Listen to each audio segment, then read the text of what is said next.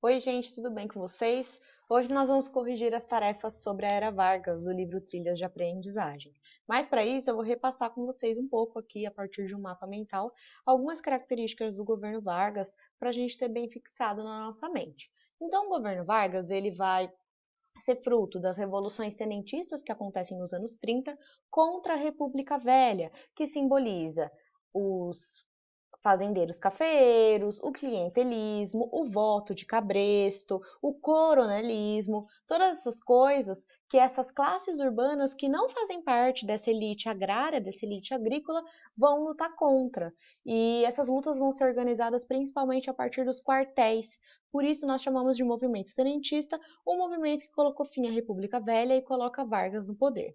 Vargas vai governar primeiro, de 1930 a 34, em um governo provisório, ou seja, um governo que não tem Constituição, lembrando que a Constituição é o conjunto de leis mais importantes de um país, e nesse período, no período do governo provisório, diversos lugares vão acabar se insurgindo, se revoltando contra Vargas, exigindo uma Assembleia Constituinte. A Assembleia Constituinte é uma reunião que elabora a Constituição do país. O Brasil teve várias em diversos momentos da nossa história e a Constituição de 34 ela é bastante inovadora, que é essa Constituição que o Vargas acaba promulgando depois da Revolução Constitucionalista de São Paulo de 1932. É feriado, dia 9 de julho, aqui até hoje, né, na cidade de São Paulo, por conta disso, por conta da Revolução Constitucionalista, que acabou durando meses e foi um conflito armado mesmo dos paulistanos contra o governo Vargas.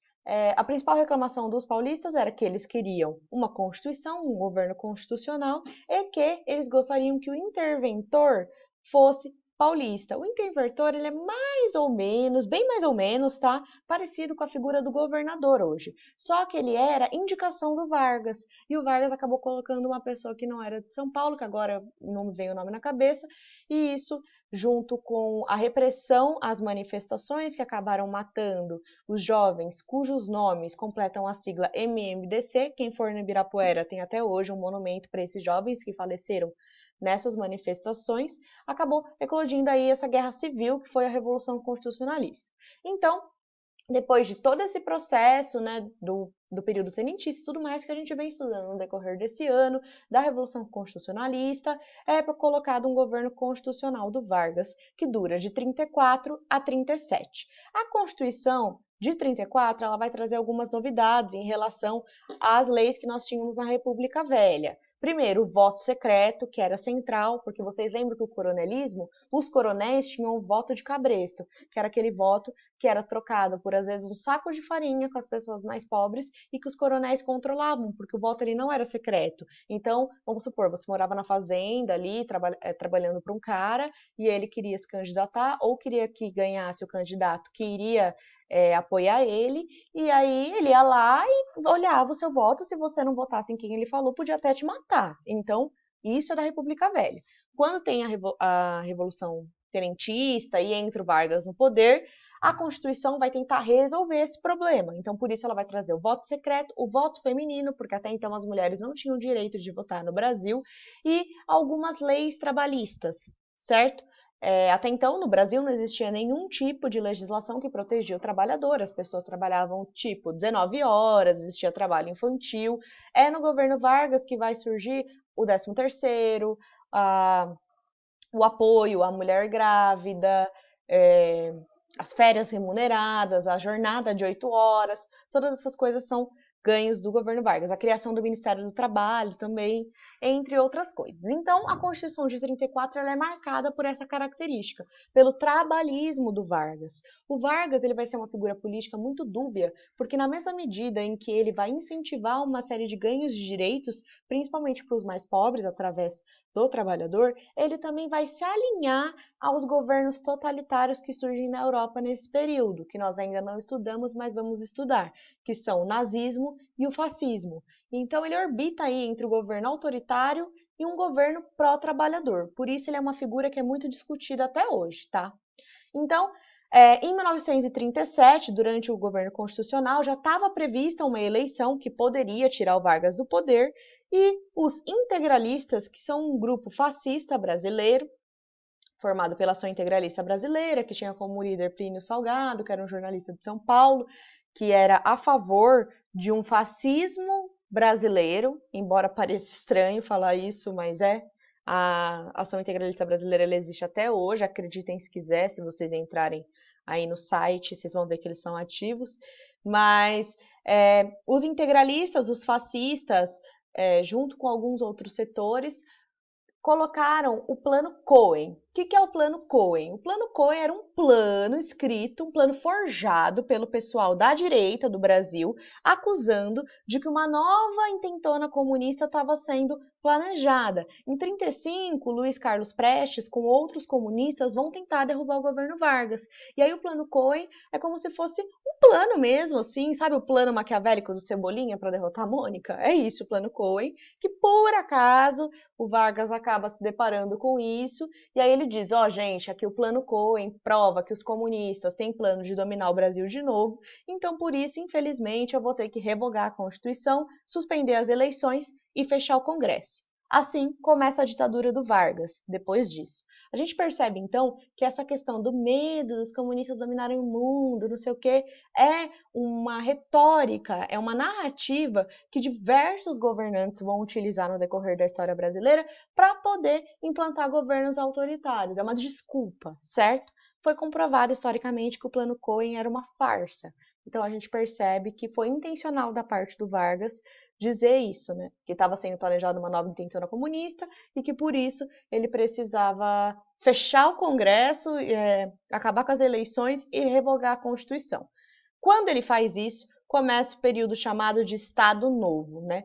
O Estado Novo ele é uma ditadura, mas é uma ditadura voltada para a figura do Vargas, por isso que a gente vai chamar de ditadura personalista, diferente da ditadura militar, que não vai ser focada em um único presidente militar, mas em um regime mesmo autoritário. A ditadura do Vargas é voltada para a figura dele, certo? Ela vai ser marcada pela censura, pela propaganda do governo, então é nesse período que ganha força A Hora do Brasil, que é um programa de rádio que existe até os dias atuais, para falar das questões do governo federal.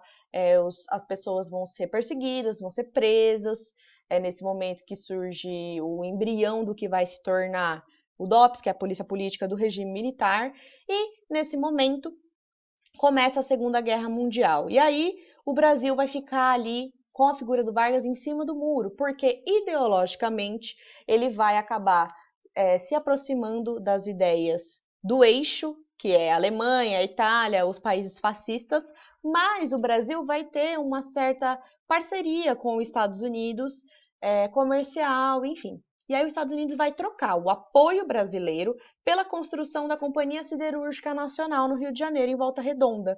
Então Vargas vai ter esse governo autoritário, mas vai se aliar aos aliados, aos Estados Unidos, à França, a quem estava contra os nazistas na Segunda Guerra Mundial, em troca da Companhia Siderúrgica Nacional, que é muito importante porque ela produz aço e produz outros tipos de insumos que são base para a indústria brasileira.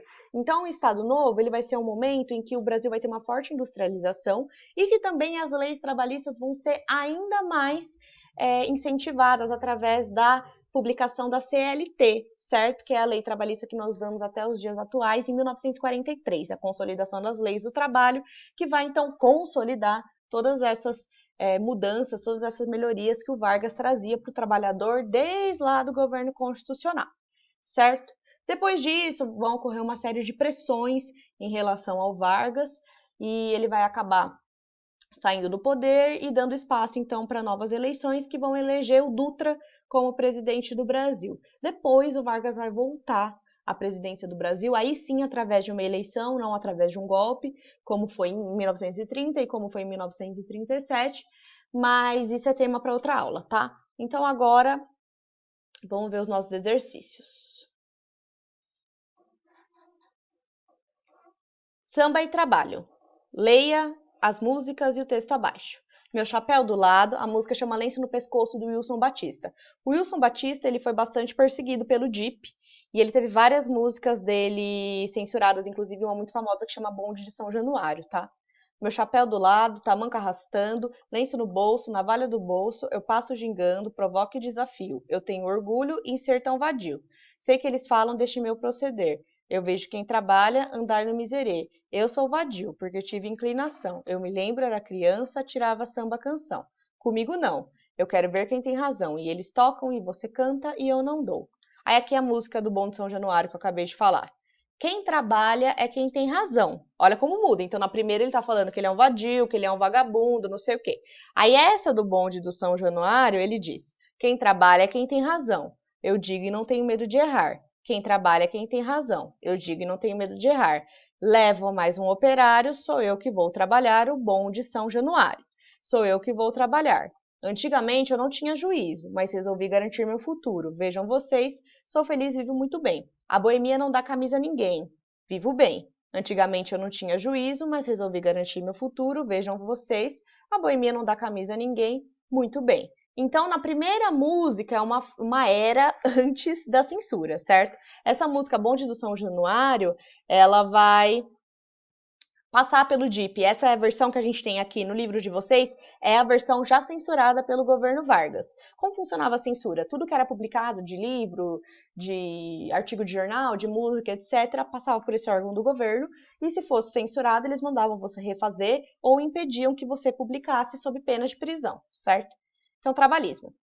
Entre 1930 e 1945, a Era Vargas empreendeu um programa de valorização do trabalho e do trabalhador que envolveu a criação de instituições governamentais do porte do Ministério do Trabalho, Indústria e Comércio ainda em 1930 e da promulgação de um conjunto de leis trabalhistas e da lei da sindicalização, buscando a formulação de uma identidade social aos trabalhadores controlada pelo Estado. No corporativismo, os sindicatos estavam diretamente ligados ao Ministério e o Estado passava a regular as relações entre patrão e empregado. A ideologia do Homem Novo, Trabalhador Nacional, foi amplamente divulgada pelo DIP, Departamento de Imprensa e Propaganda, e Vargas tornou-se um mito, verdadeiro pai dos pobres, por conta dessa relação aí de incentivo ao trabalho, né? Durante o Estado Novo, o Pacto Trabalhista foi reforçado e, após o fim da ditadura, aquilo que era chamado de varguismo e depois, melhor expresso no queremismo, acabou virando programa partidário. O trabalhismo do Partido Trabalhista Brasileiro, PTB, que existe até hoje. Queremismo é porque quando Vargas ia sair, lá no final do Estado Novo, ele... Eu já passei outros vídeos para vocês sobre isso, mas teve um grupo de pessoas, principalmente chefiado e organizado por um empresário da época, que dizia que queria o Vargas no poder. O Vargas já estava há 15 anos no poder sem ter eleição, e eles queriam que o Vargas continuasse, por isso que chama queremismo. Aí fala aqui, né? Os sambas Lenço no Pescoço e Bonde de São Januário foram compostos pela mesma pessoa, o sambista Wilson Batista. É possível dizer que o sambista defende as mesmas ideias nos dois sambas? Justifique. Não, no primeiro samba ele é a favor de ser um vadio, como ele mesmo diz, um vagabundo, e no segundo ele é a favor do trabalhador. Por quê? Porque passou pelo DIP, né? Passou pela censura. Relacione o texto sobre trabalhismo com as mudanças na música de Wilson Batista. Então, nós podemos dizer que durante o governo Vargas há uma valorização da figura do trabalhador, por conta das leis que são promulgadas, e com isso há toda essa mudança no ideário do que deve ser publicado enquanto música, enquanto livro, etc. Por isso, a primeira música do Wilson Batista era aceita, não era aceita em um período e vai deixar de ser, e o samba dele vai se tornar um samba pró-trabalhador e não pró-ser vagabundo, certo? Então tem a ver com o contexto que ele está inserido, de valorização do trabalho. Você acredita que o trabalho é valorizado pelos artistas hoje em dia? Justifique sua resposta com trechos de música que você conhece. Ah, essa é pessoal. Se vocês conhecerem alguma música sobre trabalho, vocês colocam aqui e diz que sim. Se vocês conhecerem outras músicas que não falam sobre trabalho, vocês colocam aqui e diz que não. Não é para colocar palavrão de funk, tá? Na década de 1930, o samba conquistou o rádio, principal meio de difusão de músicas e notícias. Embora ainda popular, o rádio perdeu terreno nas últimas décadas para outros meios de transmissão, como a televisão e, mais recentemente, a internet. Quais meios de transmissão você utiliza para conhecer novas músicas hoje em dia? Que diferenças existem entre esses meios e o rádio? Essa também é pessoal. Então, vocês vão corrigir, vão mandar foto da correção para mim no Google Sala de Aula e qualquer dúvida vocês vão tirar por lá.